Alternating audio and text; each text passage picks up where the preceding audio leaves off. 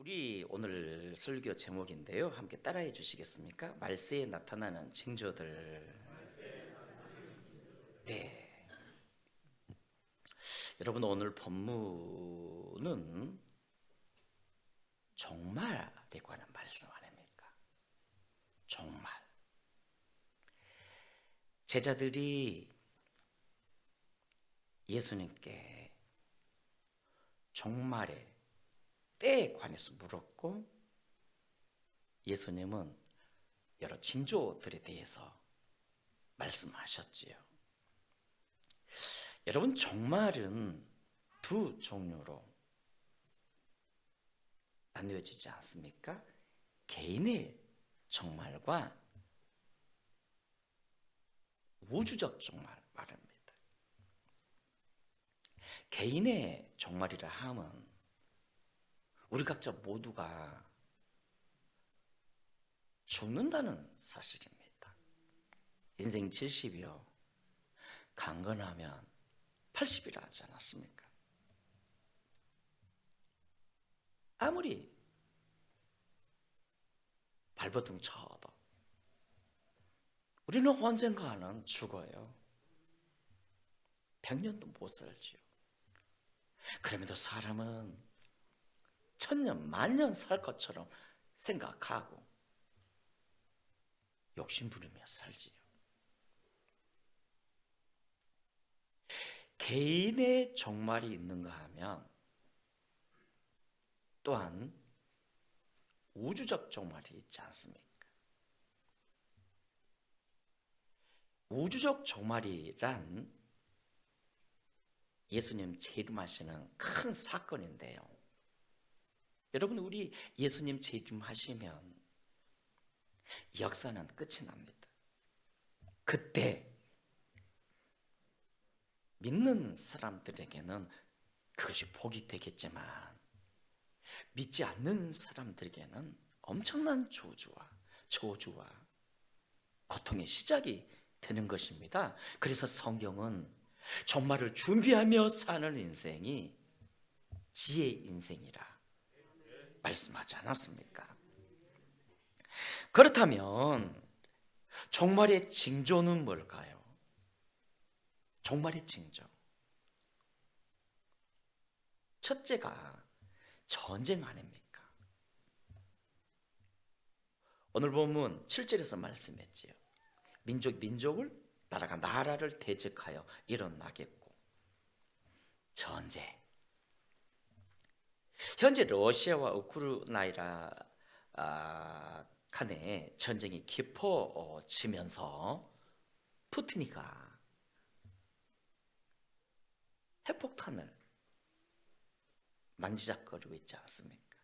이걸 쏴야 될지 말아야 될지. 그거 쏘면 끝나는 겁니다. 세계 전쟁 나죠.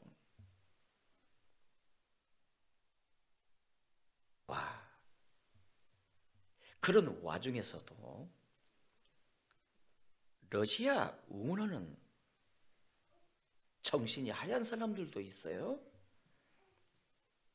여러분, 북한의 그 핵무기, 미사일에 대한 기술들 누가 제공해 준지는 아세요? 러시아입니다. 푸틴이라고요. 최근에 북한도 ICBM 미사일을 쏘아 올렸는데 미국 본토까지 갈 수 있는 미사일 아닙니까? 말세의 징조, 전쟁입니다. 또한 둘째, 기근과 지진 등 재난의 시작이 바로 말세의 징조 아닙니까?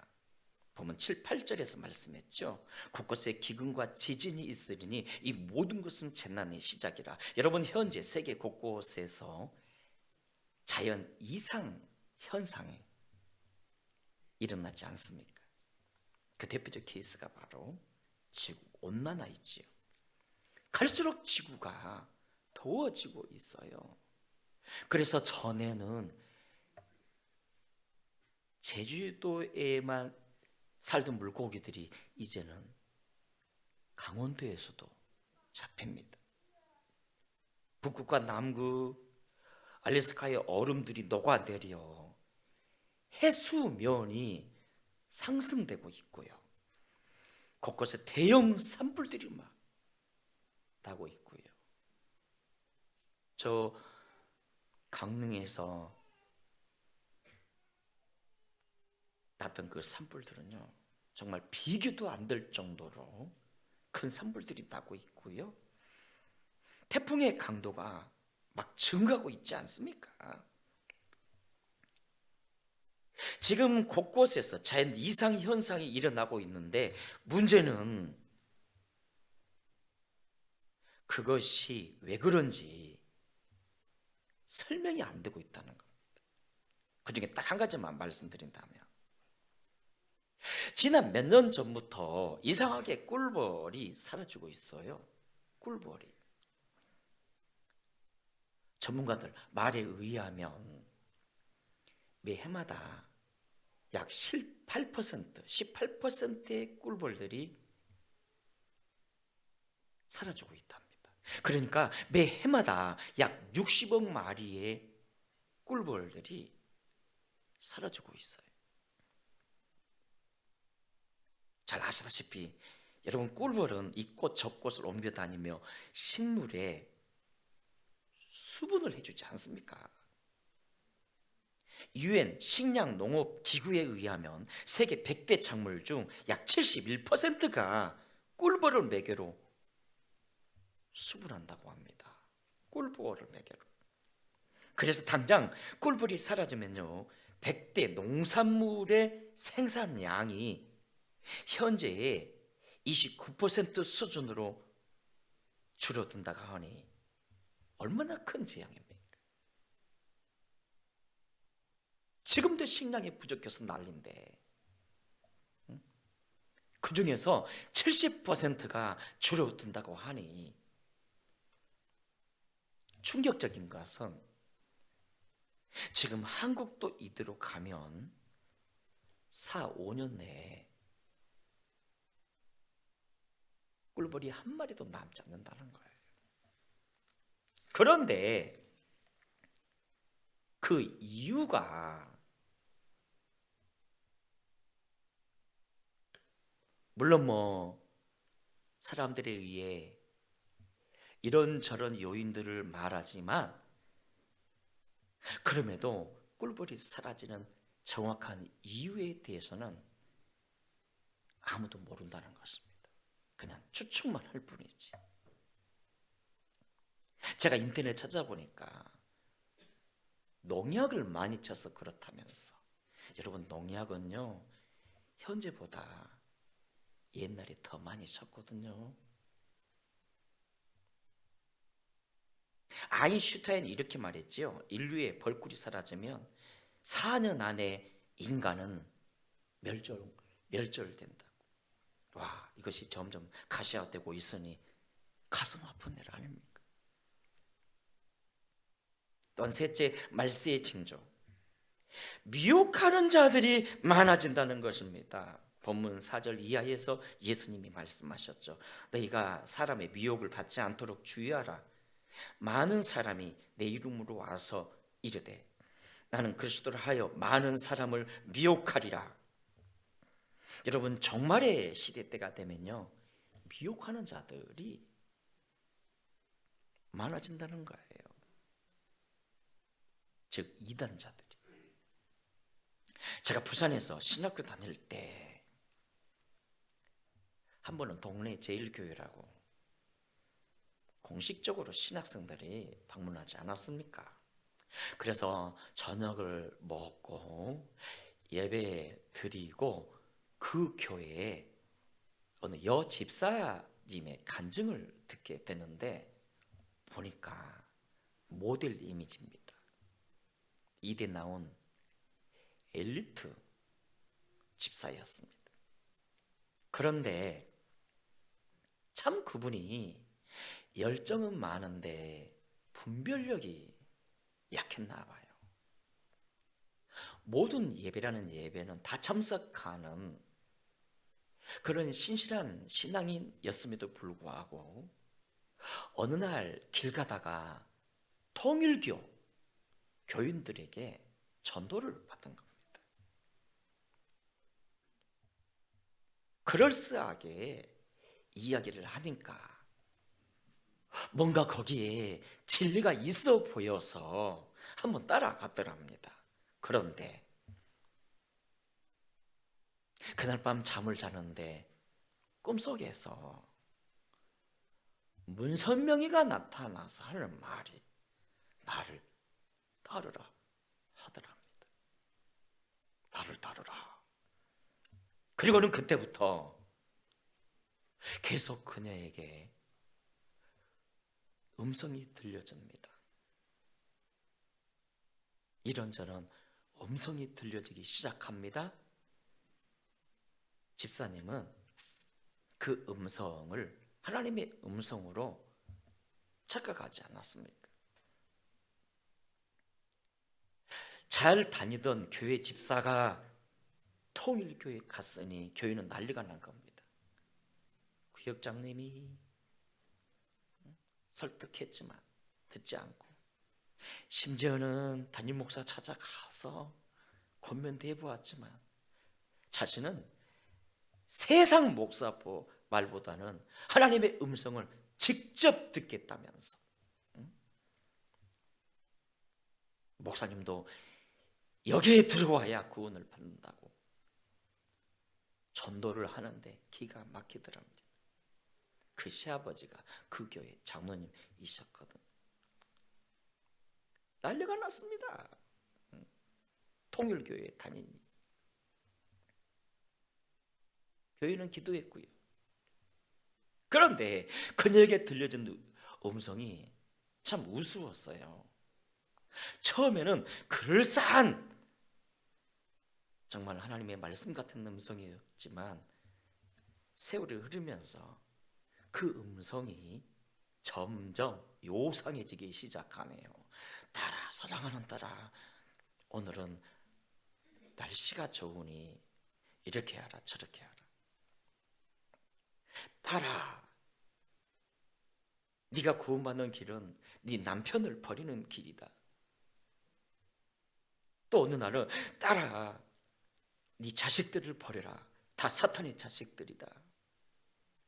그런데 아둔하게도 그런 음성까지 들은 겁니다. 한 1년이 좀 넘었을까요? 어느 날은 이렇게 말하더랍니다. 사랑하는 딸아, 날씨가 화창하니 속옷만 입고 부산 시내를 활보해 보거라. 그 음성을 듣는 순간 전신이 번쩍 들더랍니다. 그래, 이분이 하나님이라면 이럴 리가 없지. 그래서 사과하고 교인들의 도움을 받아 이 미혹의 영을 대적하여 쫓아내고 통일교를 나오지 않았습니까? 통일교를 나왔더니 그냥 그들이 와서 막 협박을 하는데, 그때 당시만 해도 통일교가 굉장히 확산이 되었었거든. 여러분, 왜 사람들이 이해되지 않는 그 이단에 빠져버린지 아십니까? 미혹의 영에 전염되어서 그렇습니다. 우리 박상호 장로님, 이 코로나를 탄저병으로 비유해서 기도하셨는데, 그래서 오늘부터 정말 임명합니다. 우리 큰나무교회 거룩한 작가 박상호 장로라고. 별명은 고르바초프한.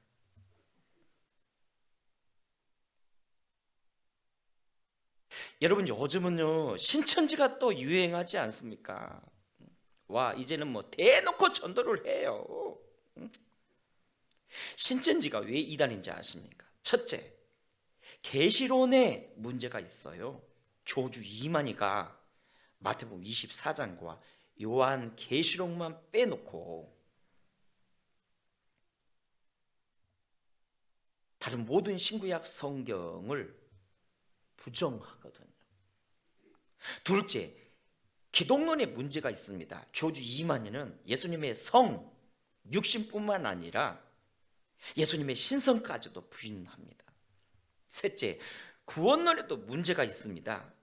이만희는 인간이 구원받는 것은 예수 믿는 믿음이 아니라 사도 요한적 사명자인 자신을 만나야 구원받는다고 주장합니다.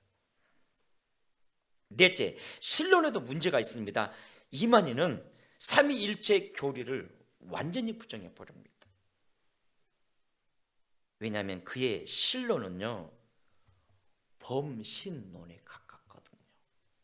그가 최근에 무당 데려다가 푸닥거리 하다가 발각되어 가지고 난리가 나지 않았습니까? 그럼에도 왜 사람들이 이단 신천지로 몰릴까요? 미혹의 영 때문입니다. 사탄이 쓰는 미혹의 영. 우리 한번 따라합시다. 미혹의 영에 속지 맙시다. 네. 그런데 요즘 또 신천지만큼 핫한 이단이 나왔어요. 바로 하나님의 교회 아닙니까? 저 영호 성당 옆에 건물 있지요. 우리가 하나님의 교회 연역을 보면요, 교주 안산 홍이가 1947년 제7 안식일 예수지림교회에 입교하여 1953년부터 나름 계시를 받아오다가 항상 보면 이 계시를 받는다는 사람들이 문제예요. 계시를 받아오다가 1964년도에 하나님의 교회 증거회를 창립했고요, 그때부터 자신이 하나님이라고 신격화하기 시작했습니다. 당신이 왜 하나님이냐 물었더니 하나님이 자기 보고 하나님 하라 그랬대요. 자신을 육체를 입고 온 성령이라고 주장하다가 결국 죽게 되었는데요, 죽기 전에 그는 자신의 부인 장길자를 또 어머니 하나님으로 신격화시키더니 지금도 하나님의 교회에서는 그를 어린 양의 신부라고 가르치고 있어요. 그래서 미혹하는 자 이단이 있고요. 이단. 또한 넷째, 여러분 종말의 때가 이르면요, 거짓 선지자가 많이 나온다고 말씀합니다. 본문 11절 말씀 봐주세요. 거짓 선지자가 많이 일어나 많은 사람을 미혹하겠으며. 여러분, 거짓 선지자가 이단과 좀 다른 점은요, 그들도 예수님을 말한다는 사실입니다. 주여 주여 기도도 하면서요, 이적도 능력도 나타납니다. 그렇다면 무엇이 거짓 선지자일까요? 무엇이 거짓 교회일까요? 첫째, 예수가 중심이 되지 않는 이적이나 환상 등 신비를 따라가는 교회가 거짓 교회입니다. 여러분, 교회는 말씀 따라가야지 어떤 교주의 말이나 목사의 말이나 신비나 환상 따라가면 안 됩니다. 둘째, 예수님의 십자가 공로로 말미암는 의가 아닌, 이거 굉장히 중요합니다. 예수님의 십자가 공로로 말미암는 의가 아닌 어떤 도덕이나 철학, 율법적 의를 더 강조하며 그것들을 한 구원의 요소로 가르치는 것은 거짓 선지자입니다. 왜냐하면 구원은 오직 믿음으로 말미암거든요. 그래서 바울이 그토록 강조했던 것이 바로 믿음의 의 아닙니까? 갈라디아 2장 16절 말씀에서 사람이 의롭게 되는 것은 율법의 행위로 말미암음이 아니에요. 오직 예수 그리스도를 믿음으로 말미암는 줄 알므로 우리도 그리스도 예수를 믿나니 이는 우리가 율법의 행위로서가 아니고 그리스도를 믿음으로써 의롭다함을 얻으려 함이라. 율법의 행위로서는 의롭다함을 얻을 육체가 없느니라. 여러분, 지금도 거짓 선지자는요, 예수님의 십자가 위에다가 자꾸 무언가를 더하려고 해요. 더하려고 해요. 그래서 바울이 갈라디아 1장에서 이렇게 말하지 않았습니까? 만일 누구든지 너희가 받은 것 외에 다른 복음을 전하면 저주를 받을지어다. 셋째, 교회가 세상이나 정치와 야합되어 악을 선동하고 진리가 아닌 것을 주장하여 가르친다면, 예를 들면 평등법이나, 이 평등법 안에 깊이 들어가 보면요, 아주 하나님을 대적하는 사상들이 많습니다. 평등법이나 이슬람법이나 동성애법이나 차별금지법 등을 주장하고 가르친다면 그것은 거짓 교회입니다. 여러분, 차별금지법 안에 깊이 들어가 보면요, 완전히 하나님의 창조의 질서를 파괴해버리고 우리 기독인들을요 혹독하게 박해하는 그런 일들이 벌어집니다. 차별금지법. 넷째, 성경에 없는 교리를 만들어 가르치거나, 예를 들면 속죄표라든지 연옥설이라든지 십계명 중 어느 하나를 빼버린다거나 하면 그것은 거짓 선지자입니다. 다섯째, 교회 밖에도 구원이 있다며 탈교회를 주장한다면 그것은 거짓 선지자입니다. 지금도 교회는요 그리스도의 몸이고요, 여전히 하나님은 교회를 통해서 역사하시고요, 교회를 통해 영광 받으시거든요. 코로나 이후에 탈교회 현상이, 엄청난 탈교회 현상이 나타나고 있는데, 여러분, 이거에 속으시면 안 됩니다. 그런데 사랑하는 여러분, 종말의 때가 되면요 박해도 있다고 말씀합니다. 9절과 10절 말씀 봐보세요. 그때의 사람들이 너희를 환난에 넘겨주겠으며 너희를 죽이리니 너희가 내 이름 때문에 모든 민족에게 미움을 받으리라. 그때 많은 사람이 실족하게 되어 서로 잡아주고 서로 미워하겠으며, 종말의 때가 되면요 사람들이 완악해져서 예수 믿는다는 거 그 하나만으로 미워하고요 박해한다는 것입니다. 이미 무슬림 지역이나 공산당 나라들을 봐보십시오. 믿는 자들을 핍박하고요 얼마나 흉측하게 죽이고 있습니까? 그래서 말세의 성도는 첫째, 잘 견디셔야 합니다. 13절에 말씀했죠. 끝까지 견디는 자가 구원을 얻는다고. 박해도 견디고 시련도 견디고 미움에서도 견디고. 여러분, 의인은요 어디서나 미움을 받습니다. 사탄이가 괴롭혀요. 그때 견뎌야지 이룰 수가 있냐면서 싸우면요 집니다. 둘째, 분별을 잘하셔야 합니다. 언제나 여러분 신앙생활을요 하나님 중심으로, 말씀 중심으로, 교회 중심으로 해주시고요, 그래서 할 수 있거든. 교구 단톡방에 말씀에 그 묵상 글 좀 올려주세요. 언제까지 눈팅만 하시렵니까? 요즘 젊은이 말로. 교구 단톡방에서 울려주는 그 까똑 소리 시끄럽다면서 나가신 분들, 아니 신앙생활을 위해서, 교회의 사랑을 위해서 그 정도도 헌신 못합니까? 무음으로 처리하면 되잖아요. 또한 새벽기도 말씀도 좀 편집해 놓은 거 들어주시고요. 여러분, 말세의 신앙생활은요, 교회 중심으로 하셔야 됩니다. 특히 셋째, 말세의 성도는 깨어 주님 오심을 기다리며 천국 복음을 전할 수 있어야 합니다. 42절 이하에서 이렇게 말씀했죠. 그러므로 깨어 있으라. 어느 날에 너희 주가 임할는지 너희가 알지 못하면이라.